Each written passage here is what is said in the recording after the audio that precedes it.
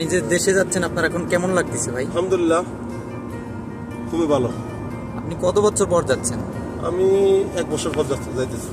আসলে কোন এয়ারপোর্টে যাচ্ছি এটা? আমরা সৌদি আরব রিয়াদের কিং খালেদ ইন্টারন্যাশনাল এয়ারপোর্ট থেকে যাচ্ছি। আপনি কোথায় যায় নামবেন? আমি বাংলাদেশের হযরত শাহজালাল ইন্টারন্যাশনাল এয়ারপোর্টে নামবো ইনশাআল্লাহ। আপনার দেশের এখন প্রথমত কার কথা মনে পড়তেছে যে আপনি দেশে যাই করবেন, দেখা করবেন প্রথমত? আসলে সবাই, বিশেষ করে মা বাবা থাকলে ওনাদের সাথে দেখা করার আগ্রহ থাকে, আর যাদের আব্বা আম্মা বেঁচে নেয় তারা স্ত্রী এবং সন্তানদের সাথে দেখা করে। এটাই প্রথম বাস্তবতা, এটাই বাস্তব সত্যতা। অবশ্যই বাচ্চা কাচ্চা, ছেলে সন্তান, ফ্যামিলির সাথে, সবার সাথে। কার জন্য কি কিনেছেন এটা কি বলা যাবে নাকি পার্সোনাল? আসলে কিছু পার্সোনাল আছে। আসলে প্রবাসী যারা, ওনারা সবাই চেষ্টা করে কিছু না কিছু, যতটুকু সম্ভব আর কি, শত দুঃখ কষ্টের মাঝেও দেশে যাওয়ার সময় কিছু না কিছু নিয়ে যাওয়ার জন্য। তবে অনেকের জন্য নেওয়া যায় না, ইচ্ছা করলে নেওয়া যায় না, যেহেতু সীমিত মাল জিনিসপত্র নেওয়া যায়। তারপরে বাংলাদেশ সরকার এখন আমাদের জন্য যে সুযোগ সুবিধা সৃষ্টি করছে। মানে এই যাবৎ কয়বার দেশে গেছেন? আমি মোটামুটি 12 থেকে 13 বার গেছি, আলহামদুলিল্লাহ 14 বার। বাংলাদেশে গিয়ে কোথায় গেছেন? মোটামুটি সিলেট, তারপরে ঢাকা, যেহেতু রাজধানী, ঢাকাতে তো যাওয়াই হয়। তারপরে মোটামুটি অনেক জায়গায় যাওয়া হয়েছে। এইবার কোথায় যাবেন ইনশাআল্লাহ? এবার স্পেসিফিকভাবে ওই ধরনের চিন্তা ভাবনা না, যেহেতু দেশে লোডশেডিং, গরম, মানে আবহাওয়া বা ওয়েদারের কন্ডিশন বুঝে তারপরে সিদ্ধান্ত নেবে ইনশাআল্লাহ। তবে কক্সবাজার যাওয়ার সম্ভাবনা আছে ইনশাআল্লাহ, হয়তো বেশি সম্ভব আছে ইনশাআল্লাহ। তা আমাদের সাথে যে আর একটা ভাই আছে হচ্ছে সৈকত ভাই। সৈকত ভাই কিন্তু খুবই চুপচাপ থাকে। সৈকত ভাই, আপনার পরিচয়টা অবশ্য দেবেন নাকি? আমি মোহাম্মদ ফাহিম ইসলাম সৈকত। আমার দেশের বাড়ি হচ্ছে চাঁদপুর জেলা শাহরাস্তিতে। আমি সৌদি আরব আছি বর্তমানে 1 বছর যাবৎ। এখানে আসার পর থেকে আমি পরিবার সেকশনে আছি। পরিবার সেকশন বলতে এখানে বাংলাদেশের মতোই ওভার পাঠাওয়া বিভিন্ন যে অ্যাপগুলো আছে, সেম ওই অ্যাপগুলোর মতোই এখানে কিছু অ্যাপ আছে, ওভার কারেন্ট, ওইগুলোতে কাজ করি। আচ্ছা, 4 মিনিট। এটার একটা কত ঘটনা আছে।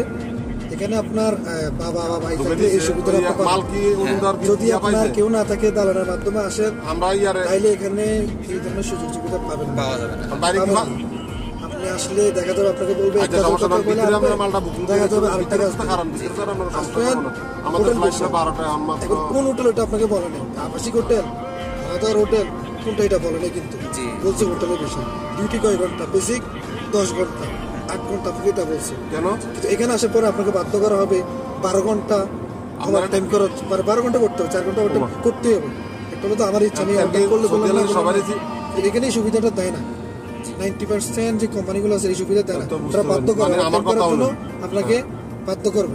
যারা আসবেন, সৌদিতে মধ্যপ্রাচ্যে যারা আসবেন, চিন্তা করে আসবেন। যদি এখন থেকে কেউ থাকে তাইলে আসবেন, নাইলে না আসলে তো আমি মনে করি না আসলেই ভালো। কারণ আপনি বাংলাদেশ এম্বাসি থেকে সহযোগিতা পাবেন। বিদেশের বাড়িতে সর্বোচ্চ অবহেলিত হলো বাংলাদেশ। আপনি যে কোনো দেশে যান, সবগুলো দেশে আপনাদের সবচেয়ে বেশি অবহেলিত বাংলাদেশ। একসাথে করেন না সবার, অন্য দেশের যে কোনো মানুষ আপনার হাজার হাজার গুণে ভালো আছে। আপনি পাকিস্তান বলেন, ইন্ডিয়ার বলেন, ইন্ডিয়ার কেরালার তো হাজার গুণে ভালো আছে, তারা ভালো সেকশন। আমরা নাই। ফিলিপাইনেরও এখানে খুব ভালো অবস্থায় আছে, ইন্দোনেশিয়ান তারাও খুব ভালো অবস্থায় আছে, কিন্তু এখানে আমরা যারা আসছি বাঙালিরা খুবই খারাপ অবস্থায়। আচ্ছা, ঠিক আছে, তাহলে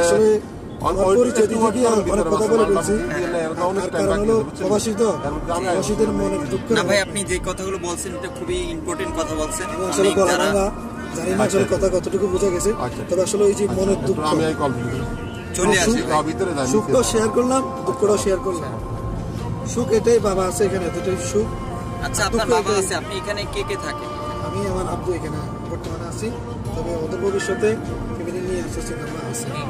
তবে এখানে আসলে ফ্যামিলি নিয়ে আসলে ওই রকম ইউরোপের যে সুবিধাগুলো আপনি পাবেন, এই সুবিধাগুলো আপনি পাবেন না। এখানে আসার পরে আপনার ফ্যামিলি ইউরোপে আপনার দেখা যায় সিটিজেনশিপটা এটা পাইতেছেন, এখানে কিন্তু এটা সম্ভব না। মধ্যপ্রাচ্যে এই সুযোগ সুবিধাটা নাই, নিতে হলে এটা আমি যতটুকু জানছি 10 লক্ষ রিয়াল দেওয়া লাগে স্পন্সরশিপ কিনা যায়, ন্যাশনালিটি কিনা যায়। এখন আমরা যে অবস্থা বর্তমান মধ্যপ্রাচ্যের যে অবস্থা, 20 বছরে 1 লাখ রিয়াল কামাতে পারবেন কিনা সন্দেহ আছে। 10 লাখ রিয়াল তো অনেক দূরের কথা। আর যার 10 লাখ রিয়াল আছে সে কখনো মধ্যপ্রাচ্যে থাকে না, সে দেশে থাকে, দেশে গিয়ে ব্যবসা বাণিজ্য। ভাই আপনি এই যে আসার পরে আপনি কয়বার দেশে গেছেন? আমি আসলে একবারও যাওয়া হয় নাই, তো যাওয়ার চিন্তা আছে। আসলে আসছি তো 1 বছর।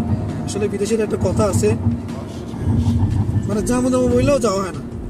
আজকে এটা কালকে ওইটা, এই সমস্যা ওই সমস্যা সবকিছু মিলে যাবো বলেও যাওয়া হয় না। দেখেন আপনি এটা আমার কিন্তু চিন্তা ভাবনা ছিল আমি রোজার ঈদে যাবো, তারপর প্ল্যান করলাম কোরবানি, কোরবানি তো শেষ হয়ে যেতেছে। শুধু এটা আমার না, এটা সবার।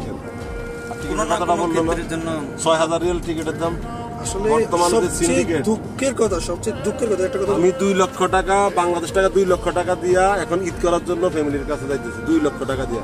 শুধু একমাত্র সবচেয়ে অবহেলিত প্রবাসীরা, কিন্তু বাংলাদেশ আরো 2 লাখ টাকা লগে দিলে নতুন বিষয় দিয়ে সৌদি আরব আসার সাথে ওয়াদা দিছি ঈদ করবো, যার কারণে এখন 2 লক্ষ টাকা দিয়া টিকিট কাটতে বাধ্য হয়েছি। সৌদি আরবের রিয়াল 6,000 রিয়াল, 2 লাখ টাকার কাছাকাছি। কিং খালেদ ইন্টারন্যাশনাল এয়ারপোর্ট বর্তমানে টার্মিনাল 4 এ আছে। প্রথমে আপনার টার্মিনাল 4 পড়বে, তারপরে 3, তারপরে 2, তারপরে পর্যায়ক্রমে 1। আচ্ছা ভাই, আমরা কি উপরেই পার্কিংটা হবে নাকি নিচে? না, আমাদের আমরা হবে না, পার্কিং করা হবে না। আমরা শুধু আঙ্কেলকে নামাই এখানে বিদায় দিয়ে আমরা চলে যাবো। আমরা এখানে দাঁড়াবো না, কারণ আসার লোক হইতো তাহলে দাঁড়ানো ছিল। এখানে দাঁড়ানোর কোনো সিস্টেম নাই? আছে সাময়িক সবার জন্য 2 মিনিট, 3 মিনিট, 1 মিনিট সর্বোচ্চ। এক নম্বর মোটরের গাড়ি আছে, কারণ হচ্ছে এখানে আপনি যদি একটা গাড়ি বেশিক্ষণ দাঁড়াই থাকে তাহলে এটা গ্রামাতে নেই।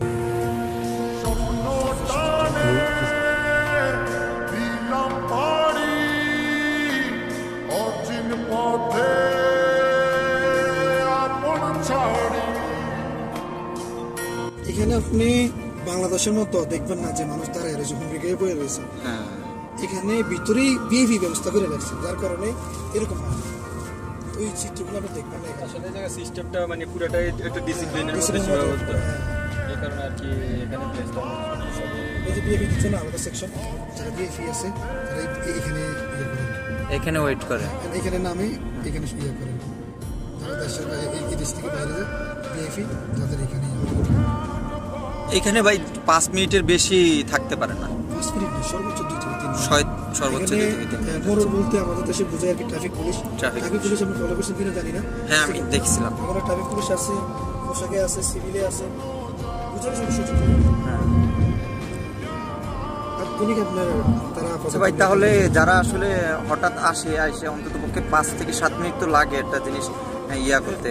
এটা ওনারা কিন্তু এখানে আমার একটা বিষয় আছে, আমি বলি আমার যতটুকু জানা, আমার যতটুকু ধারণা, এই ধারণা থেকে আপনাকে বলতেছি।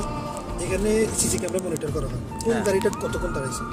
তখন ওই যে মোড়র আছে না, এখানে ওনাকে ইনফরমেশন করাইছে এই গাড়িটা এখানে এই সময় দাঁড়িয়েছে, এরকম কিছু বিষয়। সেটা দেখলাম এয়ারপোর্টের আশপাশে খুব সুন্দর একটা ডিসিপ্লিন, কোনো জাম নাই, কোনো হইহুল্লা বা এগুলোতে কিন্তু বিমান রাখা। এই যে এটা দেখতেছেন না ফ্লাইওভারটা, এটার উপর দিয়ে কিন্তু বিমান যায়, নিচে দিয়ে গাড়ি যায়, উপর দিয়ে আপনার বিমান চলাচল করে আর কি। এই ফ্লাইওভারটা, এই পাশে ফ্লাইওভারটা দিয়ে সময় আসলে দেখা যায় এই চিত্রটা। এখানে এই পুরোটার মধ্যে কিন্তু বিমান, কিন্তু হ্যাঁ পুরো এরিয়াটা আসলে রাত বলে আমরা দেখতে পাচ্ছি না, কিন্তু এখান থেকে অনেক বিমান আছে। দেখতে পাবেন দেখতে পাবেন ওইগুলো বিমানের কেস, ওই যে লাইট ছিল না, এগুলো সাধারণত বিমান আসার পরে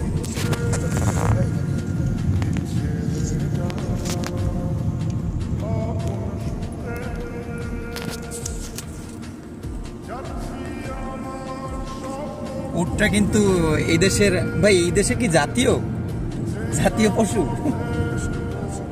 জানা মতে